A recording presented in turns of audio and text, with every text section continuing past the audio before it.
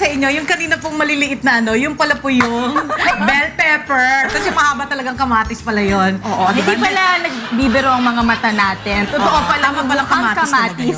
Kamatis po pala talaga siya. Naalala ko lang bigla. Para lang explain sa kanila. Anyway, we welcome once again our good friend, financial consultant, Mr. Marvin Guermo, with a special guest, Mr. Ryan Figueroa.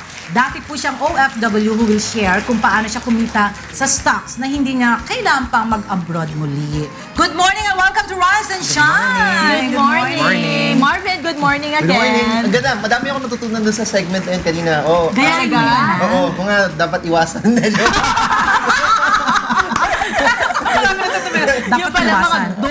Dapat iwasan ang paglagay ng asin kapag ang niluluto mo ay tuyo. Kasi Correct. makait na yun. Tama? Adobo din ba? Tama ba? Dapat walang asin. Wala naman talaga asin yun. Toyo kasi yung nilalagay pag adobo. Ayan. Anyway, ayan. Eto muna, tanungin kaagad natin si Ryan. Gaano ka na ba katagal na ang pagiging OFW mo? Actually, mga ano na yun eh.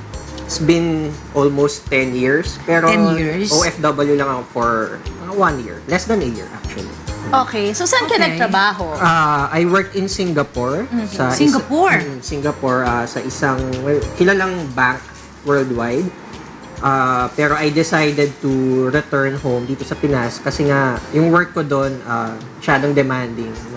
Average working hours ko per day parang 14 to 16 hours a day. Pero di ba mas malaki naman? Malaki yung sweldo pero may kapalit din naman. So, syempre pagod na pagod ako, tapos malayo ako sa pamilya. Okay. So eventually, nag-decide ako na malaki nga yung kinikita ko, pero Quality of parang life mo rin doon na puro trabaho. Exactly. So 1 year lang siya sa Singapore. Walang love life. Pinakamasakit yun. Mahirap yun, Loan. Alam mo yan. Yung sunod ko na libro, ano yung pera kung wala kang pag-ibig? Pinagsama. Pero ito, Ate Ella, kasi diba, he mentioned na after 1 year, bumalik ka na dito sa Philippines. So that's what we want to talk about. Kasi pagbalik mo ba sa Philippines, nag-start ka na ba agad mag-invest sa Ano muna stock kaya yung market? naisip niya na babalik ako sa Pilipinas, ano kaya muna mangyayari sa akin doon? Okay. So nung bumalik ako dito sa Pilipinas, nagpahinga muna ako for a while. Kasi may naipon naman ako, then naghanap ako ulit ng trabaho dito. Now, ang iniisip ko nun, since marami naman akong naipon sa Singapore, ang feeling ko nun, masusustain niya ako in the long term. Kasi hindi ko ginagalaw yung ipon ko. Although, nasa bangko lang. Feeling ko na, kaya tong tumagal. So, nag-work ako ulit, hindi ko ginagalaw yung savings ko. Then, dumating yung recession noong 2008. Yes. So, ang nangyari noon, since project-based lang yung work ko at that time, after nung contract ko, the company decided to let me go kasi nga, nagka-cut down sila sa costs. So, sabi ko, okay lang. Meron naman akong naipon pa. Pero eventually, yung naipon ko, siguro tumataas din kasi yung presyo ng bilihin. Doon ko nakita na, ay, hindi pala kayang masustain yung lifestyle ko in the long run. Si Marvin, kaibigan ko na naman nung time na yon. Nung time na empleyado pa din siya, nagkukwento na siya about the stock market. So, naging interesado ako. Parang naging inspirasyon ko nga siya na at such a young age, meron na siyang naiipon, not only dun sa kinikita niya bilang empleyado, pero meron pa siyang other avenues kung saan hindi niya kailangang magtrabaho. Parang iniiwan lang niya yung pera niya, kumikita naman ng maayos naman. Ano yung Marvin, ininganyo mo siya na mag-join sa stock market? Hindi naman, parang katulad ng ginagawa natin dito. Excited talaga ako pagdating sa investing. So parang kahit casual na kwentuhan, parang I just love sharing it kasi it's part of what I do, parang part of who I am kung ibang tao mahilig sa basketball, nakipagkwentuhan sa basketball, ako magkita tayo sa coffee shop, mag-uusap tayo, stocks, ito yung binili kong stocks, ganoon. So dumating siguro sa punto na kahit yung mga kaibigan ko, yung mga kakilala ko, naging interested na rin kasi sabi ko sa kanya, yung pinaka naging sa kanya pa doon is background niya na Singapore siya, IT. So kung IT ka, parang alam ko siya sa stock market, yun yung isa sa mga hindrances sa pinag-usapan natin na ang layo naman ng background ko, wala akong kaalam-alam dyan, bakit mo ako papa-invest sa stock market? Kaya naging challenge para sa akin na bakit hindi na lang niya subukan na, di ba, habang kumikita siya dito, may extra pa siya na pwedeng pagkakitaan habang nasa stock market siya. Bakit ba stock market ang naisipan mo? Well, una, kakilala ko si Marvin. At yun yung Influensya ni Marvin. Yun yung mga binabanggit niya palagi. Pag nagkikita kami, tinatanong niya ako, so saan mo nilalagay yung naiipon mo? So, ang typical na sagot ko, siguro yun din yung typical na sagot ng mga karamihan ng Pilipino, sa savings account.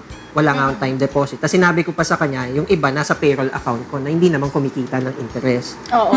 So binanggit niya, nagkukwento lang siya. Hindi naman niya ako sinabihan na, dito ka na sa stock market. Wala, nagkukwento lang siya. Yung tulad ng sinabi niya, very passionate lang siya talaga sa investing in the stock market. Nilapitan ko siyang gano'n, handa ka na bang yumaman?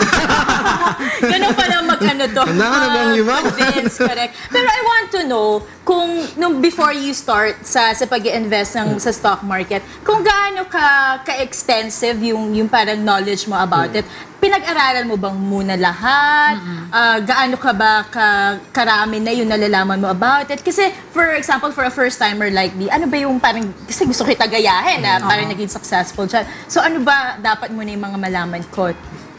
Yung sa first question mo, nung wala akong alam nung umpisa. As Yun in nga, zero din. Zero talaga. Okay. Ang iniisip ko pa noon, yun nga, sabi ni Marvin, anong alam ko dyan?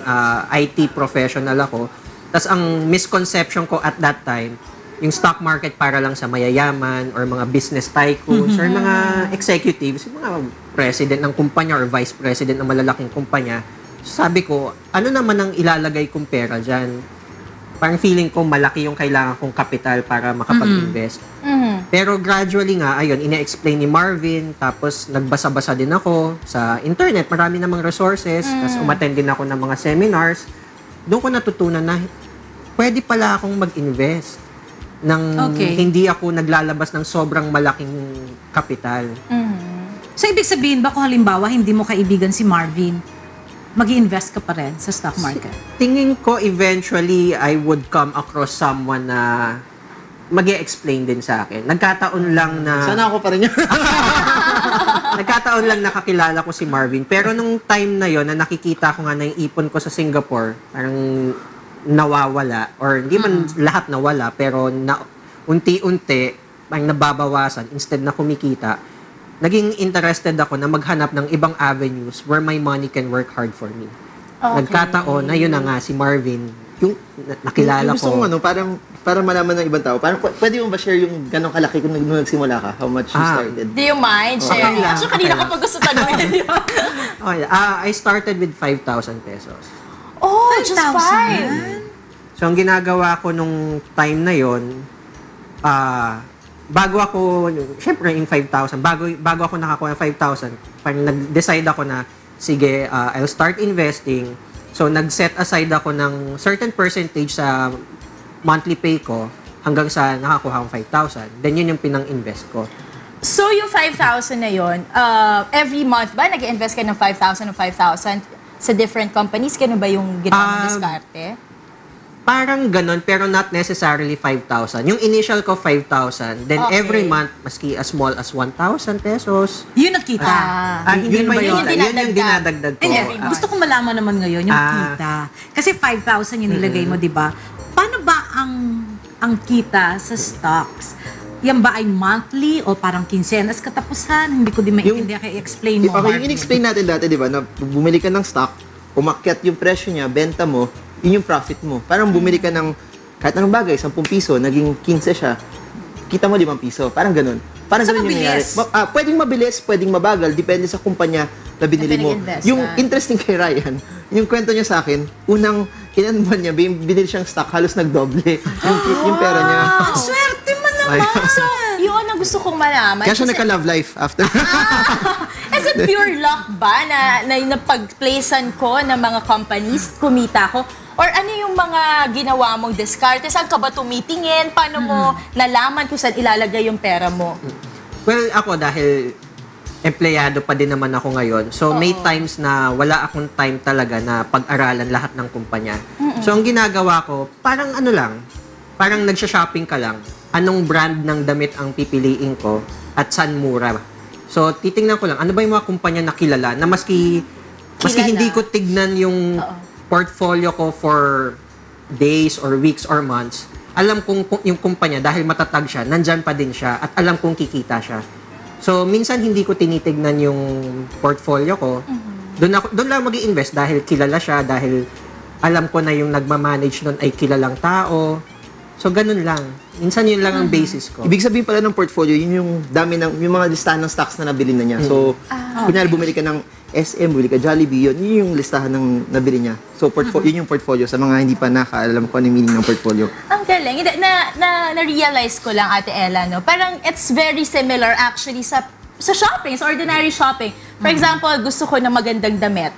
So, or ng damit, pipiliin ko yung magandang quality, pero yung hindi rin sobrang mahal. So, parang I guess it's the same with stocks. You would find a company na stable, pero hindi rin naman sobrang mahal yung yung presyo niya if you're starting. Tama ba? Parang gano'n? Okay. Marvin, ano naman ang ma-advise mo dun sa nag-invest, tapos nag-close? Nagsara yung company. Very important. Kaya yun yung isa sa advantages sa stock market kasi lahat ng mga kumpanya na nasa stock exchange, nakalabas kung magkano kinikita nila, magkano utang nila, magkano yung cash na hawak nila, kung gaano kalaki yung expansion nila. So doon pa lang makikita mo kung maganda yung kumpanya o hindi. So number one, kung pwede mong iwasan na hindi bumili ng maganda na kumpanya, iwasan mo na. Bili mo na kagad yung maganda. Kung nag-close na yun, I guess, may mga nagkakamali rin naman sa atin eh. Yung magagawa natin doon, move forward dun sa pagkakamali natin. Kasi ganoon talaga sa negosyo eh. Parang ako, nag-negosyo ako, nag-invest ako sa isang negosyo, tapos nalugi. Wow, wala talaga pera. Yun yung pinag-usapan natin na risk sa stock market na hindi siya katulad ng time deposit, naglagay ka 10,000, pagtapos ng taon, 10,000 pa rin siya, tapos may kaperanggot na interest rate. Oo. Sa stock market, dinagay mo sa negosyo, yung success ng pwede mong kitain, depende sa gaano kaganda yung negosyo. So kung nalugi yung negosyo, kasama pera mo. Kasi sinasabi mo sa stock market, mag-i-invest ako sa'yo, part owner na ako. So kung part owner ka, kung anong nangyari sa negosyo na yun, kasama ka. Apektado ka. Oo. So kung nagsara, nalugi, kasama ka rin. Yun yung doon. Kaya very, very important mag-aral. You can never go wrong kung bago ka maglagay ng pera. Kasi nalulungkot ako, madami din sa atin pag nasilawan na sinabi, double your money in 1 year, hulog na kagad sila. Hindi dapat ganun. Aral muna, tignan natin kung yung investment na to, okay ba siya, legal ba siya, maganda yung pinupuntahan niya, para alam natin na kahit iwan ko siya ng 1 taon, iwan ko siya ng 5 years, iwan ko siya ng 10 years, andun yung pera. Ito maganda. Sa story ni Ryan, nagtatrabaho siya sa isa sa pinakamalaki na telecom companies natin.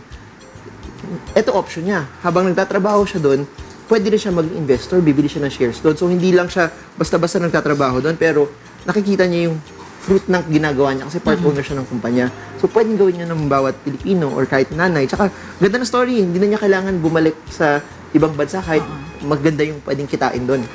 Oo. Pinakamaganda sa lahat yun, no? Correct. Na hindi ka na kailangan pang mangibang bansa para magtrabaho. Kung dito naman sa Pilipinas ay pwede rin gawin o doble pa ang kikitain. Yes, kaya mong ma-achieve or tulad nga ni Ate Ella, tulad sinabi ni Ate Ella, even more than that. And I think in your case, yun na nangyari, tama? Ang galing. Okay. At Marvin, ano bang parting words o advice na may bibigay mo sa mga viewers natin na para maiwasan yung mga common mistakes sa pag-i-invest nila sa stocks? Okay. Number one, lagay ka pa rin ng sobrang mong pera. Katulad ng ginawa ni Ryan, naglagay lang siya, 5,000. Sabi niya, 5,000, pag linagay ko yan, sobra yan. Hindi ako magugutom kung hindi ko siya galawin araw-araw.